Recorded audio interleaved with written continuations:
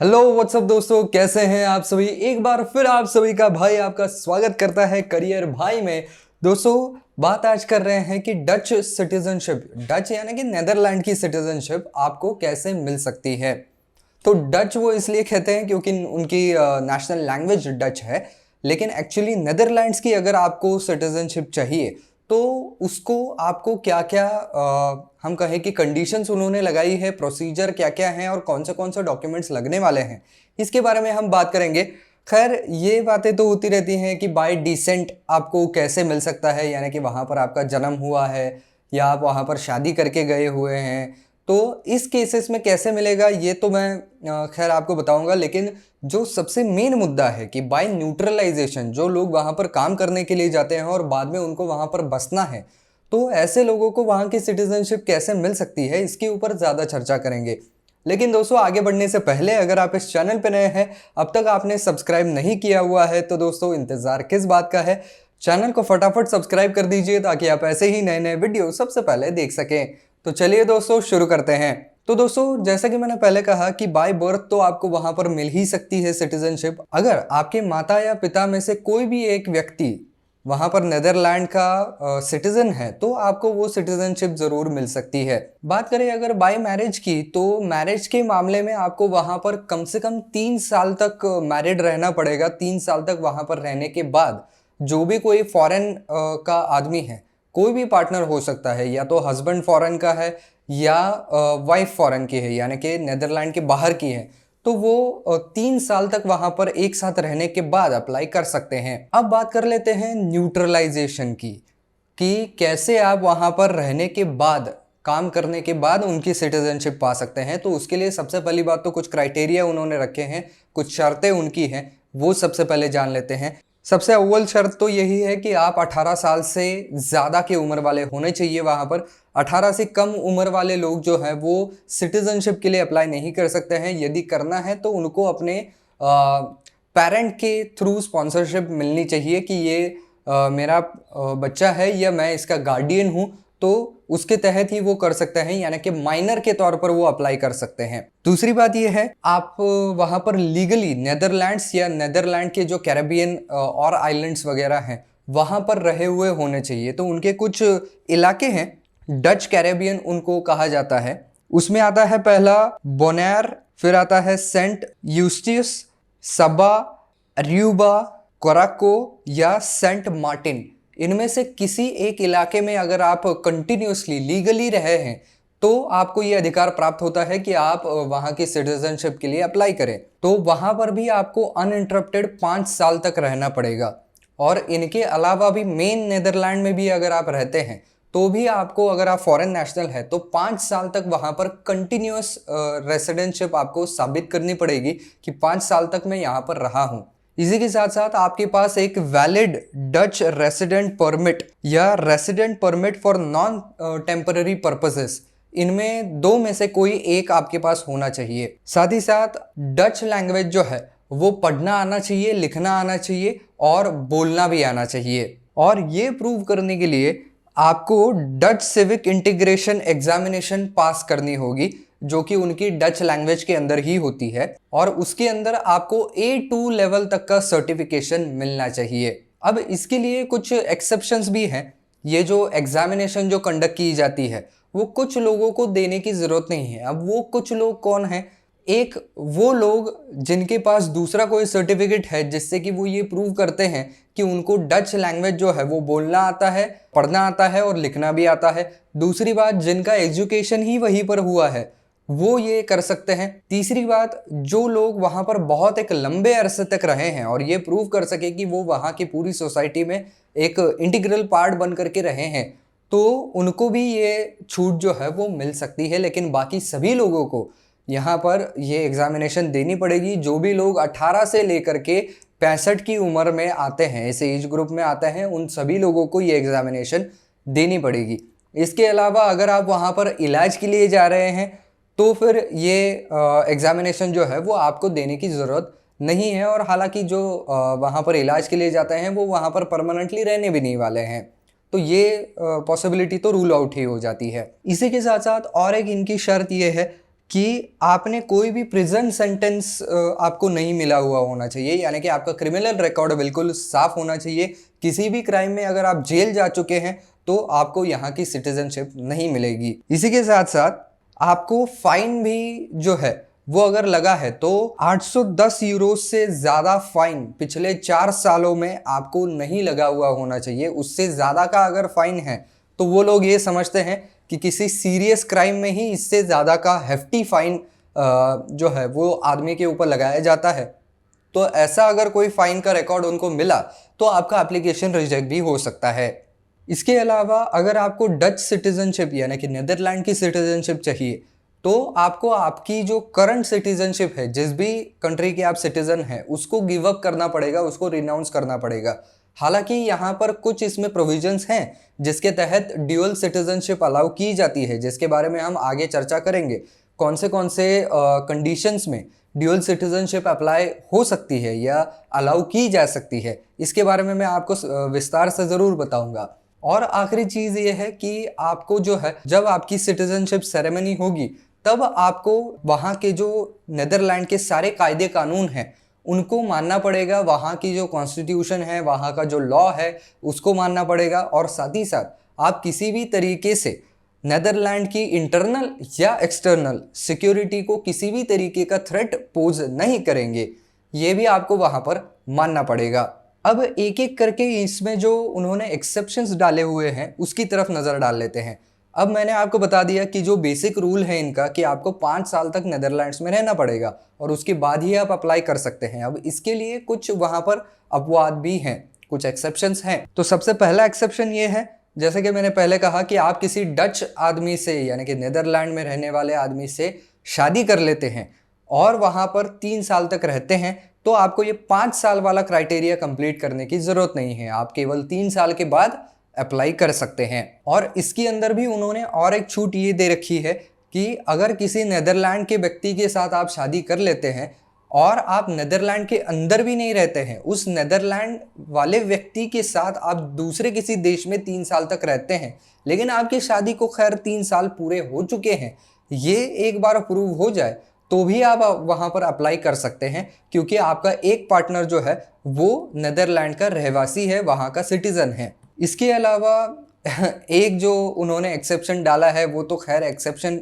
है ही नहीं। उन्होंने लिखा ये है कि अगर आप 10 साल तक यहाँ पर रहते हैं किसी वैलिड परमिट्स के ऊपर, तो फिर आपको ये 5 साल का क्राइटेरिया कंप्लीट करने की ज़रूरत नहीं है। तो बात एक ही होगी, आप दूसरे किसी वीसास के ऊपर यहाँ पर 10 साल गुजार देते हैं तो आप वैसे भी वहाँ पर 10 साल हैं ही, तो ये तो प्रूव हो ही जाता है। बस उनमें से जो 2 साल हैं, लास्ट के 2 साल, वो कंटिन्यूस आपको वहाँ पर रहना पड़ेगा। आप उन 2 सालों के भीतर नीदरलैंड छोड़ करके बाहर नहीं जा सकते हैं। इसके अलावा अगर आपके पास पहले डच सिटीजनशिप थी, यानी कि वो नीदरलैंड की सिटीजनशिप थी, तो फिर आपको ये सिटीजनशिप वापस भी आप पा सकते हैं और तब आपको ये 5 साल का रूल अप्लाई नहीं होता है। और अगर वहाँ पर कुछ पेरेंट रिलेटेड भी उन्होंने स्टैंडर्ड सेट कर रखे हैं, उसके साथ आप मीट करते हैं, अगर आपका कोई बच्चा है जो कि आपके ऊपर डिपेंड है और आपको उसके साथ कंटिन्यूसली रहना पड़ेगा, तो फिर इसके लिए उन्होंने अलग से एलिजिबिलिटी क्राइटेरिया रखे हैं। उसके साथ अगर आप कंप्लाई करते हैं तो भी आपको ये 5 साल की जो शर्त है वो माफ़ कर दी जाती है। अब बात कर लेते हैं ड्यूअल सिटीजनशिप की। तो कुछ केसेस ऐसे हैं जहां पर ड्यूअल सिटीजनशिप को अलाउ कर दिया जा सकता है। उनमें से पहला ये है, अगर आप किसी रजिस्टर्ड डच सिटीजन से शादी करते हैं तो फिर आप यहाँ पर ये कह सकते हैं कि मैं शादी करके यहाँ पर आई हुई हूँ या आया हुआ हूँ, तो मुझे अपने देश की भी जो सिटीजनशिप है उसे रखने की अनुमति दी जाए। तो ये सिर्फ आप अपील कर सकते हैं। इसके अलावा अगर आपकी कंट्री ऐसी है जो कि आपकी सिटीजनशिप को कैंसिल करना अलाउ ही नहीं करती है, तो फिर ऐसे केस में अलाउ किया जा सकता है ड्यूअल सिटीजनशिप को। इसके अलावा अगर आपकी कंट्री में ऐसा लॉ है कि आप डच सिटीजनशिप पाने के बाद आपकी जो मदर कंट्री है या मदर लैंड है वहाँ की सिटीजनशिप ऑटोमेटिकली लूज कर जाते हैं, तो ऐसे सिचुएशन में आप ये अपील कर सकते हैं, क्योंकि यहाँ पर डच गवर्नमेंट का या नीदरलैंड गवर्नमेंट का रूल ये है कि जब आप उनकी सिटीजनशिप फुल्ली एक्वायर करते हैं उसके बाद आप आपके देश की सिटीजनशिप रिनाउंस करेंगे। अगर आपके देश ने पहले ही आपको उनका सिटीजनशिप देने से इनकार कर दिया या अपना सिटीजनशिप मानने से इनकार कर दिया और इन बिटवीन आपकी डच सिटीजनशिप अभी अप्रूव नहीं हुई है, तो फिर आप बीच में ही लटक जाएंगे। तो इसकी वजह से ये प्रोविज़न उन्होंने की हुई है। इसके अलावा आपने अगर ऑफिशियली अपने आप को एज अ रेफ्यूजी के तौर पर रजिस्टर करवाया है और ये सारी चीज़ों की पुष्टि हो चुकी है कि आप एक रेफ्यूजी हैं, किसी देश से भागे हुए हैं जहाँ पर बहुत ज़्यादा प्रॉब्लम है और अभी वो देश आपको वापस नहीं लेगा, तो ऐसे लोगों को रेफ्यूजी करार दे दिया जाता है। तो अगर आपको रेफ्यूजी करार दे दिया गया है तो भी आपको आपका जो ओरिजिनल कंट्री है उसकी सिटीजनशिप रखने का परमिशन मिल सकती है। इसके अलावा अगर आपके जो ओरिजिनल कंट्री है वहाँ पर आपकी सिटीजनशिप रिनाउंस करने के लिए बहुत सारा पैसा खर्च करना पड़ रहा है और वो आपकी बस की बात नहीं है, आपका इनकम उतना नहीं है, वो बहुत ज़्यादा हेफ्टी चार्ज कर रहे हैं, तो भी आप रिक्वेस्ट कर सकते हैं, लेकिन उसका प्रूफ आपको दिखाना पड़ेगा कि वो लोग कितना पैसा मांग रहे हैं। इसके अलावा अगर आप आपके ओरिजिनल कंट्री की सिटीजनशिप वहाँ पर रिनाउंस कर देते हैं और उससे आपके कुछ राइट्स जो है वो पूरी तरीके से जा रहे हैं, जैसे कि इनहेरिटेंस राइट्स, तो ऐसे राइट अगर आप लूज़ कर रहे हैं तो भी आप वहाँ पर रिक्वेस्ट कर सकते हैं कि भाई हमारे इनहेरिटेंस राइट्स ही जा रहे हैं, तो फिर हमें ये सिटीजनशिप रखने की अनुमति दी जाए। तो वो दी जा सकती है बशर्ते आप उसके प्रूफ उनके सामने लेके जाएं। इसके अलावा अगर आप आपके ओरिजिनल कंट्री में मिलिट्री सर्विस में हैं और आपकी मिलिट्री सर्विस अभी बाकी है और आपका देश उसको बीच में ही छोड़ करके जाने की अनुमति नहीं देता है, तो भी आप ये रिक्वेस्ट कर सकते हैं। तो जितने समय तक आपकी मिलिट्री सर्विस बची हुई है उतने समय तक आप ड्यूअल सिटीजनशिप होल्ड कर सकते हैं। इसके अलावा अगर आपके ओरिजिनल कंट्री के अथॉरिटीज़ के साथ बातचीत करना मुमकिन नहीं हो पा रहा है तो भी आप ड्यूअल सिटीजनशिप रख सकते हैं, लेकिन उसका भी प्रूफ देना पड़ेगा। तो कई ऐसी कंट्रीज़ हैं जो कि बहुत ज़्यादा हम कहें कि टेररिज्म से हिट हो चुकी हैं, जैसे कि सीरिया वगैरह जैसी कंट्रीज़, जहाँ पर अथॉरिटी जो है वो बिल्कुल ही ध्यान नहीं देती हैं। तो ऐसे कंट्री से अगर आप आते हैं और वहाँ पर बिल्कुल अच्छी सिस्टम नहीं है, वहाँ के अथॉरिटीज़ के साथ बातचीत नहीं हो पा रही है, तो फिर आप ये बता सकते हैं नीदरलैंड की गवर्नमेंट को कि भाई हम एक ऐसे कंट्री से आते हैं जहाँ पर अथॉरिटीज़ से बात करना भी मुमकिन नहीं हो पा रहा है, तो हमें हमारे ओरिजिनल सिटीजनशिप भी रखने का ज़रूर मौका दिया जाए। और जनरली ये दिया भी जाता है, वो इसलिए क्योंकि ऐसे किसी कंट्री से आए हुए लोगों को अगर डिपोर्ट करना पड़ा तो फिर ऐसे कंट्रीज़ को उन्हें डिपोर्ट करना आसान हो जाता है, क्योंकि उनके पास वहाँ की भी सिटीजनशिप होती है, तो वो यहाँ की सिटीजनशिप उनकी कैंसिल कर देते हैं और ऐसे लोगों को डिपोर्ट कर देते हैं। और आखिरी जो इसमें पॉसिबिलिटी है वो ये है कि अगर नीदरलैंड आपकी कंट्री को वहाँ पर रिकॉग्नाइज ही नहीं करता है एज ए कंट्री के तौर पर, तो भी फिर कोई प्रॉब्लम नहीं आ सकता है, फिर आप ड्यूअल सिटीजनशिप पा सकते हैं। कई ऐसी कंट्रीज़ हैं जिनको कंट्रीज़ का दर्जा कुछ देश नहीं देते हैं, उनको रिकॉग्नाइज ही नहीं करते हैं एज अ कंट्री, क्योंकि वो कुछ डिस्प्यूटेड लैंड होती है और ऐसी चीज़ें होती हैं। तो इसकी वजह से अगर ऐसी कोई केस है तो फिर आपको ड्यूअल सिटीजनशिप पाने का मौका मिल सकता है। अब बात करें कि एप्लीकेशन कहाँ और कैसे करना पड़ता है, तो ये एप्लीकेशन फॉर्म जो है वो आपको हाथ से ही भरना पड़ता है, सारे डॉक्यूमेंट्स उसमें जोड़ने पड़ते हैं। डॉक्यूमेंट कौन से लगेंगे इसके बारे में आगे चर्चा करेंगे। तो वो सारे डॉक्यूमेंट्स आपको इसके अंदर जोड़ने पड़ेंगे और वहाँ की जो लोकल म्यूनिसिपालिटी है उनकी भाषा में इसको जिमेंटे कहा जाता है। तो वहाँ के जिमेंटे में आपको आपका फॉर्म जमा करना पड़ेगा, वहाँ पर फीस भरनी पड़ेगी। वो फीस आपने पे की है उसकी रसीद भी आप फॉर्म के साथ जोड़ेंगे। उसके बाद वहाँ की जो जिमेंटी यानी कि वो जो म्यूनिसिपालिटी है वो आपका फॉर्म चेक करेगी और बाद में उसको फॉरवर्ड करेगी immigration and naturalisation service IND के पास। फिर वो लोग आपका पूरा फॉर्म चेक करेंगे, उसको स्क्रूटिनी में डालेंगे, एनालाइज करेंगे।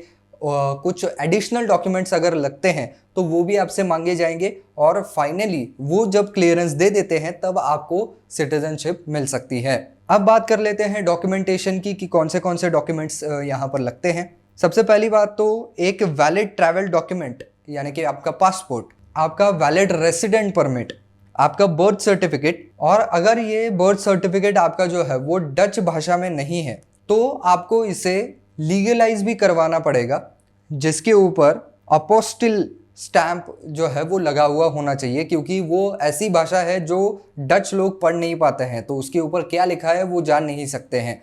तो इसकी वजह से उसको लीगलाइज आपको करवाना पड़ेगा। और अगर वो आपका जो बर्थ सर्टिफिकेट है वो या तो डच, इंग्लिश, फ्रेंच या जर्मन इनमें से किसी भाषा में नहीं है, तो उसको आपको ट्रांसलेट भी वहाँ पर करवाना पड़ेगा। साथ ही साथ आपका सिविक इंटीग्रेशन एग्जाम सर्टिफिकेट दिखाना पड़ेगा। और दूसरा भी कोई आपका डिप्लोमा और डिग्री जो है, एजुकेशनल क्वालिफिकेशन, वो भी आपको वहाँ पर दिखाने पड़ेंगे, यानी कि वो डॉक्यूमेंट जोड़ने पड़ेंगे। इसके अलावा कुछ एडिशनल डॉक्यूमेंट्स भी मांगे जा सकते हैं, जैसे कि आपका एम्प्लॉयमेंट का प्रूफ, आपका रेसिडेंशियल प्रूफ, आपका इनकम प्रूफ, ये चीज़ें भी मांगी जा सकती हैं। अब एप्लीकेशन की कॉस्ट की बात करें तो सिंगल पर्सन के लिए 925 यूरोस का यहाँ पर फीस का भुगतान करना पड़ता है, और अगर पार्टनर के साथ अप्लाई करना है तो 1181 यूरोस का भुगतान करना पड़ता है। अब ये जो एप्लीकेशन आपने डाली हुई है उसका आउटकम जो है वो आपको वाया ईमेल बताया जाता है कि आपका एप्लीकेशन जो है वो एक्सेप्ट किया गया है या नहीं एक्सेप्ट किया गया है। अगर ये एप्लीकेशन आपका रिजेक्ट होता है तो भी आपको लेटर आ जाएगा, उसके अंदर सारी रीज़न जो है वो बाकायदा लिखे जाएंगे कि क्यों उन्होंने उसे रिजेक्ट किया है। और इसके अंदर भी आपको एक रिव्यू जो है उसको रिक्वेस्ट करने का पूरा अधिकार मिलता है। अगर आप लीगल ग्राउंड्स पर उनको कुछ बताना चाहते हैं कि ये ऐसा नहीं ऐसा है, या ये डॉक्यूमेंट्स आपने मिस इंटरप्रेट किया है, या जो भी कोई आपका ऑब्जेक्शन होगा, उसके तहत आप उसको एक रिव्यू के लिए डाल सकते हैं। एक बार अगर आपका ये एप्लीकेशन एक्सेप्ट हो गया है तो फिर आपको सिटीजनशिप सेरेमनी के लिए बुलाया जाएगा, जो कि कंपलसरी होती है, उसको आपको अटेंड करना ही पड़ता है। इसके अंदर जो है आपको डच नेशनलिटी सर्टिफिकेट, जैसे उनकी भाषा में बेविजेस वान नेदरलैंडशिप ये कहा जाता है, तो वो सर्टिफिकेट आपको दे दिया जाएगा। और उसके बाद आपको ये डिक्लेयर करना पड़ेगा कि वहाँ के सारे कायदे कानूनों को आप मानते हैं, और उसके बाद आपको नेदरलैंड का नागरिक घोषित कर दिया जाएगा। अब इसके फायदा क्या है, यानी कि राइट्स क्या क्या मिलते हैं। तो राइट में सबसे पहले आता है कि आप नेदरलैंड में फ्रीली एंटर कर सकते हैं, नो प्रॉब्लम। डच पासपोर्ट जो है वो आप पा सकते हैं। साथ ही साथ Dutch national and province election के अंदर आप वोट भी कर सकते हैं और इलेक्शन के लिए रन भी कर सकते हैं। इसके अलावा डच आर्म फोर्सेस को ज्वाइन कर सकते हैं। आपके जो होने वाले बच्चे हैं या अभी के जो बच्चे हैं उनको भी डच सिटीजनशिप मिलेगी। ऑटोमेटिक ईयू सिटीजनशिप तो मिलती ही है, क्योंकि ये कंट्री यूरोपियन यूनियन में आती है। और आप कहीं पर भी यूरोपियन यूनियन में जा सकते हैं, वहाँ पर रह सकते हैं और काम भी कर सकते हैं। और यूरोपियन पार्लियामेंट के अंदर जो है वो भी आप वोट डाल सकते हैं। अब यहाँ पर बात करें परमानेंट रेसिडेंसी की, तो परमानेंट रेसिडेंसी आपको तब अच्छा ऑप्शन बन जाता है जब आप आपके करंट कंट्री की सिटीजनशिप भी छोड़ना नहीं चाहते हैं और नेदरलैंड के अंदर रहना भी चाहते हैं, तो उसके लिए परमानेंट रेसिडेंसी ये अच्छा ऑप्शन होता है। लेकिन इसके अंदर कुछ आपको अधिकार कम मिलते हैं। उनमें से पहला अधिकार जो आपको कम मिलता है वो ये है कि आप वहां पर वोट नहीं कर सकते हैं, लेकिन वहां के जो म्यूनिसिपल इलेक्शंस होते हैं उनके अंदर आप वोट कर सकते हैं। लेकिन जो नेशनल और प्रोविंस लेवल के वहां पर इलेक्शंस होते हैं उनके अंदर वोट नहीं कर सकते हैं, और ना ही आप इलेक्शन में रन कर सकते हैं। इसके अलावा आपको जो है वो आपका रेसिडेंसी परमिट हर 5 साल में रिन्यू भी करना पड़ेगा। और अगर आप नेदरलैंड के बाहर कुछ एक बहुत लंबे स्पैन तक रहते हैं तो आपकी ये परमानेंट रेसिडेंशिप जो है वो रिवोक भी हो सकती है। तो ये कुछ बस इसके डाउन मेरिट्स हैं, बाकी सारी चीज़ें जो हैं वो आपको मिलती ही रहेंगी, और आपको आपके कंट्री का जो सिटीजनशिप है वो भी वहाँ पर बरकरार रखने का पूरा चांस मिलेगा। तो दोस्तों ये है पूरा लेखा जोखा कि अगर आप नेदरलैंड की सिटीजनशिप पाना चाहते हैं तो क्या क्या प्रोसीजर होगी और क्या क्या डॉक्यूमेंट्स लगने वाले हैं। तो बस दोस्तों आज के वीडियो में बस इतना ही। आई होप ये वीडियो आपको पसंद आया होगा, काम का लगा होगा। तो दोस्तों अगर वीडियो पसंद आया है तो वीडियो को लाइक ज़रूर कर दीजिए और ज़्यादा से ज़्यादा शेयर करने की भी ज़रूर कोशिश कीजिए।